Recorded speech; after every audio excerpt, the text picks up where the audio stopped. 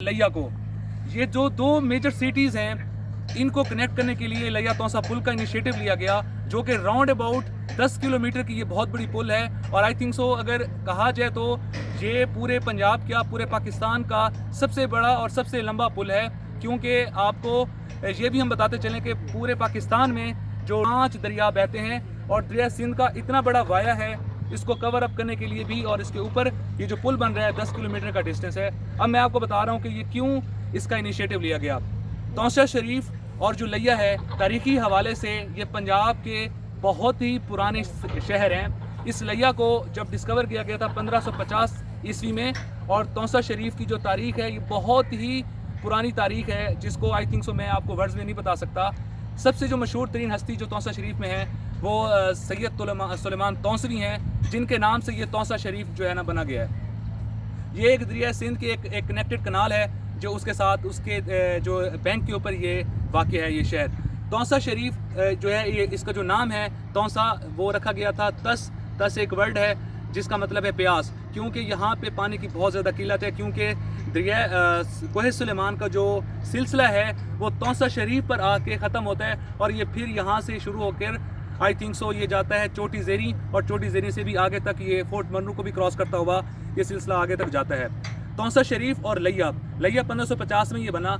इस जो दो बड़े सिटीज़ हैं, इनमें जो सबसे जो बड़ा मेजर गैप है, वो मेजर गैप यही था कि अगर लैया के जो रहने वाले जो शहरी हैं वो अगर तौसा शरीफ जाते हैं तो उनको 120 किलोमीटर का डिस्टेंस तय करना पड़ता है, जो कि वो तौसा बिराज को क्रॉस करके जाते हैं, और 120 किलोमीटर का डिस्टेंस तय करना पड़ता है। इसी तरह तौसा के जो शहरी हैं वो भी लैया आने के लिए भी उनको बड़ा डिस्टेंस जो है ना कवर अप करना पड़ता है। तौसा में एजुकेशनल बहुत ज़्यादा गैप है, जिस तरह पोमी आपको बता रहे थे वीडियो में, और वो आपको मज़ीद भी कुछ बताएंगे। इसमें एजुकेशन के हवाले से भी काफ़ी गैप चल रहे हैं, और लैया में एजुकेशन हमारी अल्हम्दुलिल्लाह अल्लाह का शुक्र है, हम भी लैया के रहने वाले लोग हैं, और हमारे जो बाकी दोस्त हैं ये भी लैया के रहने वाले हैं। लैया में अल्हम्दुलिल्लाह अभी 4 यूनिवर्सिटीज़ हैं। तो जब ये रोड बन जाएगा, जो तौसा के अंदर जो लोग इलिटरेट हैं, जो अनएजुकेटेड हैं, क्योंकि डिस्टेंस भी बहुत कम हो जाएगा।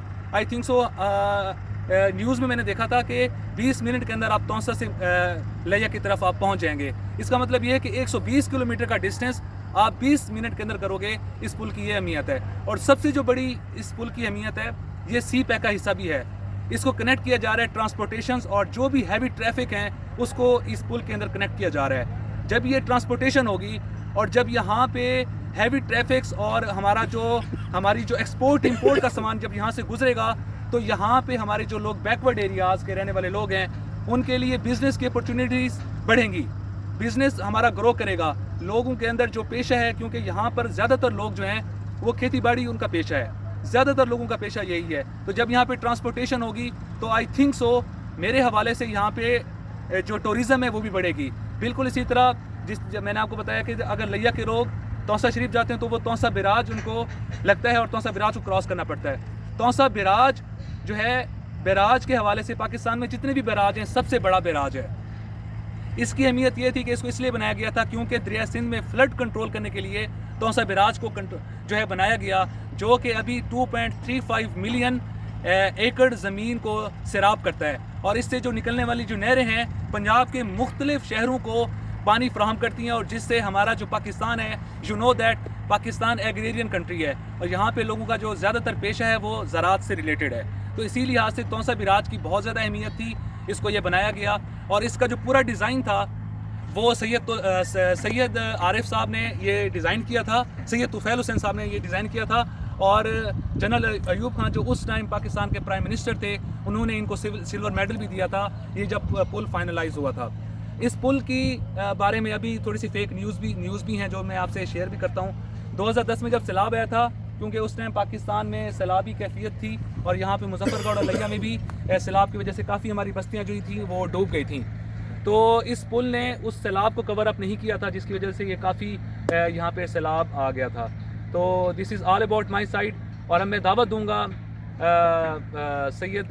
के सुंबल साहब को कि वो आके आपको इसके बारे में मज़ीद इन्फॉर्मेशन देंगे। और आपसे ये मैं रिक्वेस्ट करता हूँ कि इस वीडियो को पूरा देखिए, ताकि आपको लैया तौसा पुल की अहमियत भी वाज़ेह हो जाए, और इस वीडियो के एंड पे हम आपको ये पुल के बारे में भी पूरा आपको जो व्यूज़ है वो भी हम आपको दिखाएंगे। Thank you so much.